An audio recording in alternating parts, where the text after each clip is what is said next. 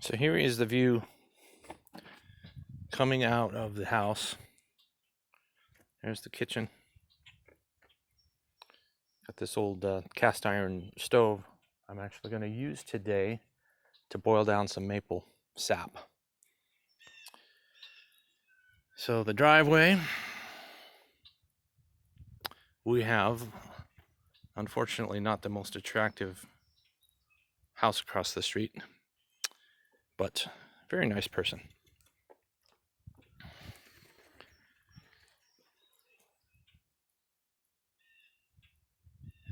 Things are just kind of scattered. We still have a little bit of snow on the ground. And the pond froze over a couple of days ago.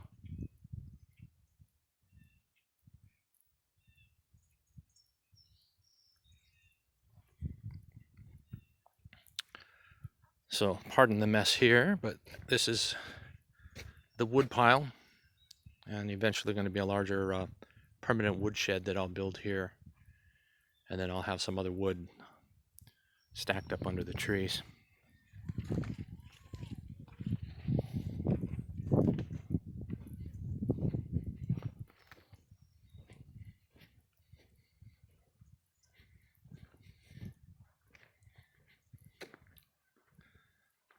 So this is the road in front of the house.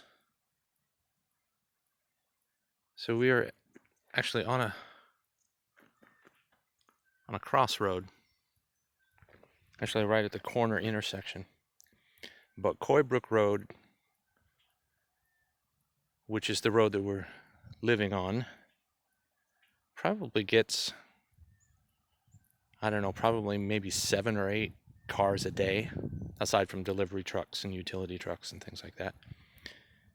And then Pitsley Road, which is this direction, Dunham Cross that direction, maybe just a couple cars a day that I've seen.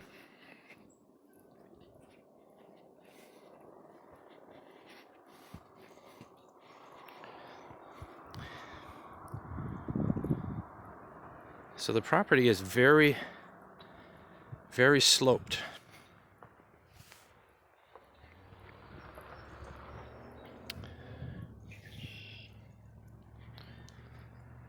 There's an old barn across the street, and I believe that barn and this house originally came together, part of the original Wagner farm, and we're about a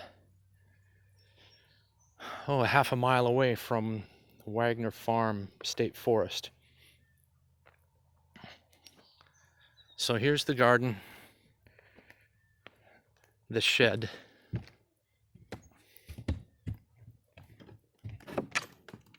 which is just kind of a staging area at this point. Haven't really had a chance to get things organized in here at all.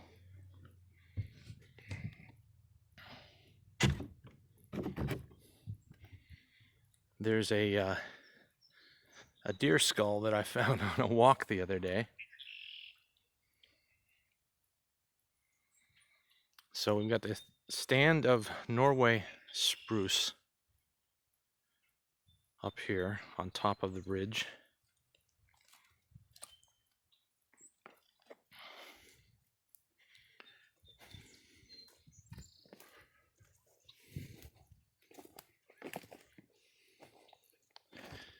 And then this is my project for the spring here. I'm going to be working on this today. So I got this giant maple tree that I've tapped, and it's been freezing. It hasn't gotten above freezing for the last 2 days.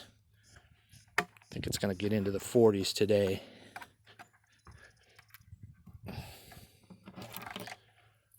So the production, the sap production, slows down. So there's about 2.5 gallons in there, and it's ice now. But sap runs best when your nighttime temperatures are below freezing and your daytime temperatures are above freezing. Now look at the size of that tree compared to a 5-gallon bucket. So when the weather is really good for the sap to run, gets below freezing at night, and it warms up to above freezing in the daytime, I'm getting 5 gallons a day out of that tree. So I've been doing this so that 2.5 gallons that are there are from the last 2 days, and it hasn't gotten above freezing. So it's just really not good conditions for the sap to run. But in the, that was nice. In the garage, in the basement, I have 15 gallons of sap that came from one tree and 5 gallons that came from another. So I'm going to start processing that today. So this is the staked corner of the property. So have as much land, there's more land between this property line and the trees than there is between the trees and the house. Actually, the trees might be, yeah, so I think I'm like 250 feet wide and maybe 300 feet deep, something like that. So this is a wide open field here that, so I think I'm looking right down my property line. So we share this portion with a neighbor, and then this portion is ours. So going to be some greenhouses and gardens up here. This is, right now I'm looking east. So this section here behind the trees will be in, you know, it stays pretty shady on here because this is the south facing slope. So the sun is going to move across the sky this direction. So we will have lots and lots of direct all-day sunlight.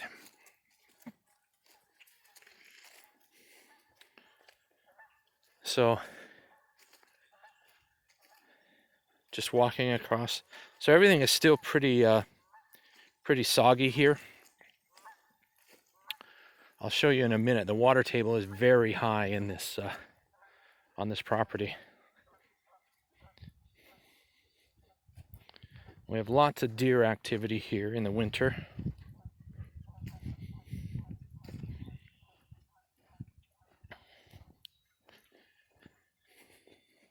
So I'm walking relatively, I believe, in the direction of along my property line. And I have not found the corner, the back corner stake. They did a stake survey, and I have not found that back corner yet. But you can see from the satellite photos, there's hard to see right now. So there's a shed in front of their house, the neighbor's house there. There you can see it a little better. And from the satellite corners, my property extends back to about the back of that shed, depth-wise, this direction. So that's the neighbor's property, but my property goes back this way, maybe another 50 or 75 feet.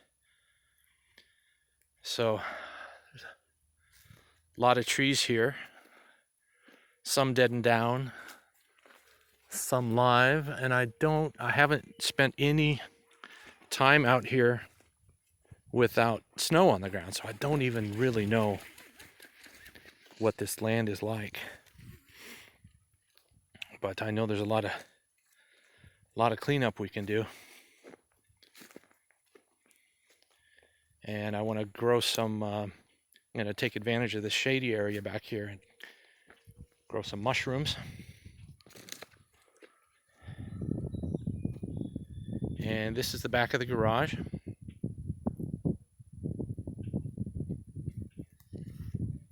There's the pond and the spring house. There's the back of the house. That's the other tree that I'm tapping. The giant, giant maples here.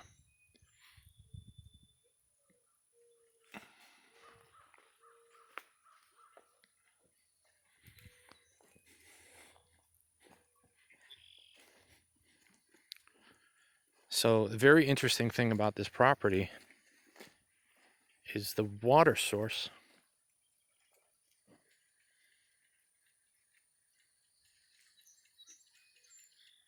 So we've got a spring. It's actually some algae coming out of here right now. So there's a spring coming out of the ground right there.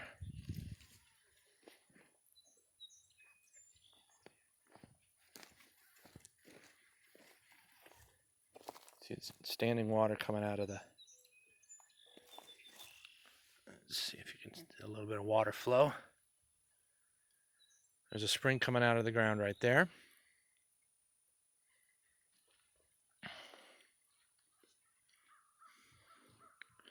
This, I believe, is the actual, underneath this rock wall here, I believe is the actual spring that feeds the house.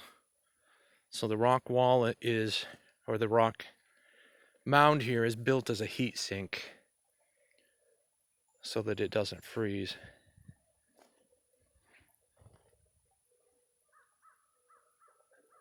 So you can hear the water gurgling under there. So it flows down this way. So this whole area is just weeping with spring water. There's another spring outflow there.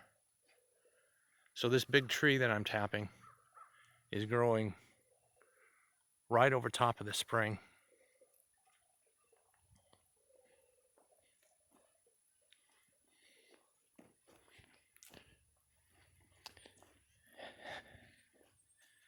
And then we get down,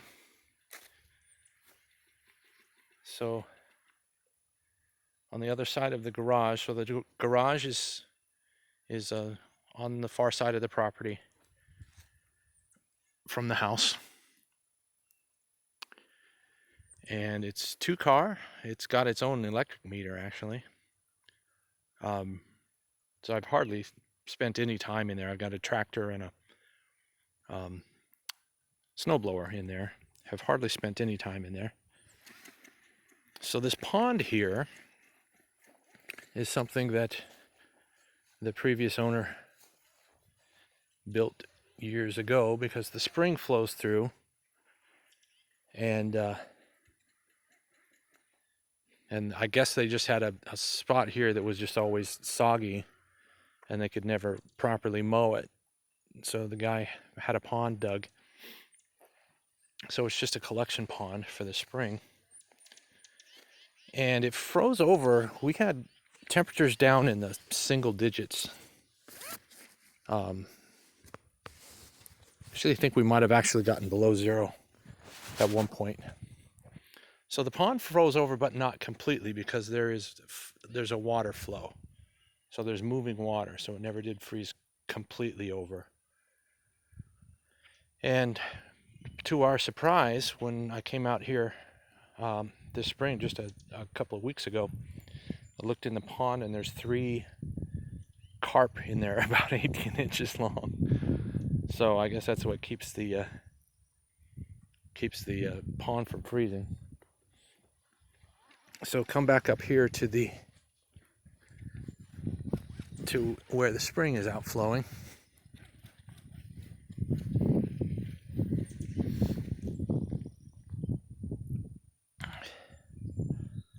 So you can see there's a significant steady flow here. And it flows. So this just bypasses the spring house function. I think maybe what happened, this building here used to be the spring house. This is the current spring house somehow. So this building in there is just an overflow of this one, and this is a collection pool where the pump is that pumps the water to the house. So that's the source, and there's got to be some sort of piping and gravel filtration system, I would think, that they built to feed into the collection pool, and then that's just an overflow, and that flows into the pond.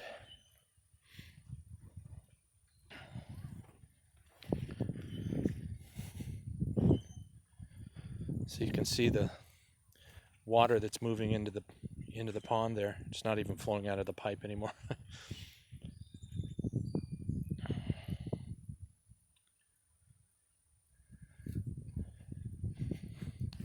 And then that flows along.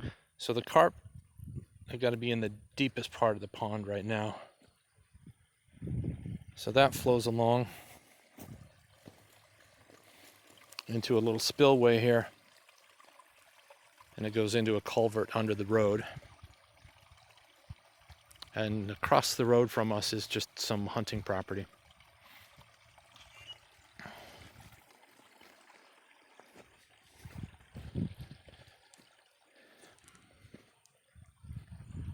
And then up here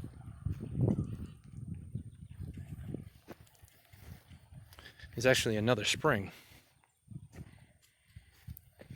So this one is marked on the survey. So underneath that,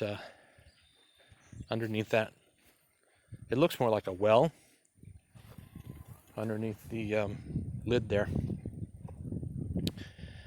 But you can see how the grass down there, it's all soggy.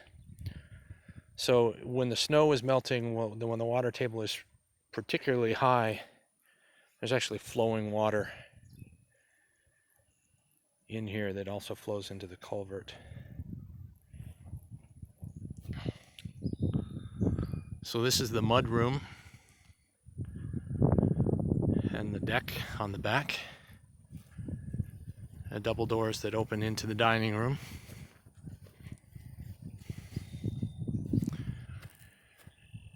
This room right here, we alternate calling it the library and the fireplace room. It's going to be the library someday, but at this point, all it's just some seating area there, but that's where the fireplace is. And then there's a single car garage that goes underneath the house, goes direct into the basement. Some rock walls here.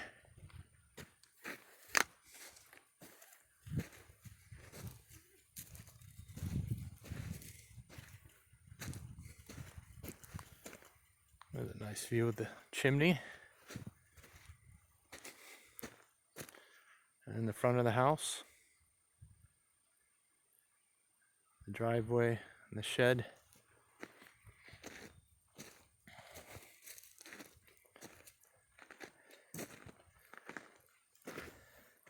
So the house has really beautiful grounds, but they're surprisingly not very landscaped.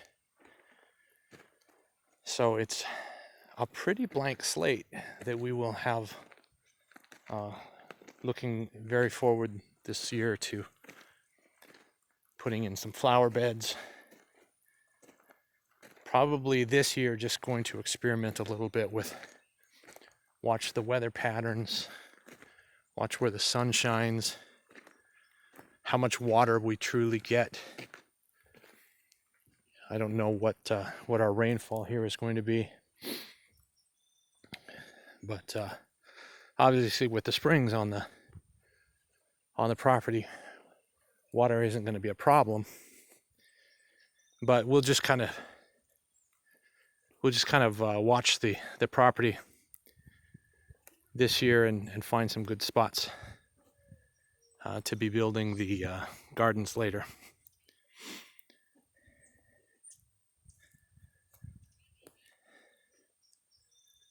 So it's a nice, beautiful, shady spot up here under the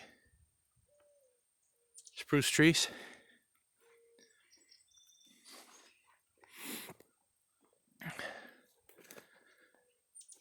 And there's a very interesting tree over here.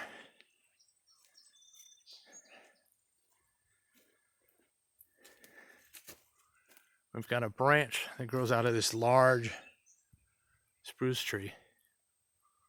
A branch that grows out of that tree and grows right into the tree next to it. Actually, there's two of them, but the one above it died.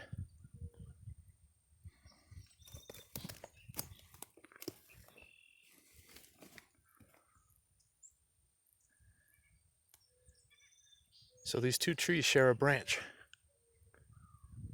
So I'm not sure if that makes it two trees or one.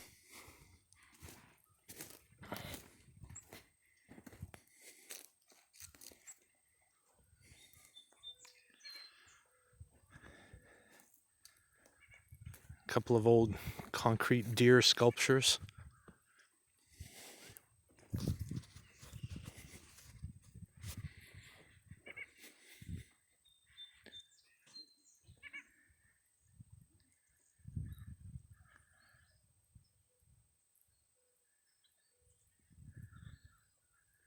So the only sound out here right now is birds, and occasional dog barking.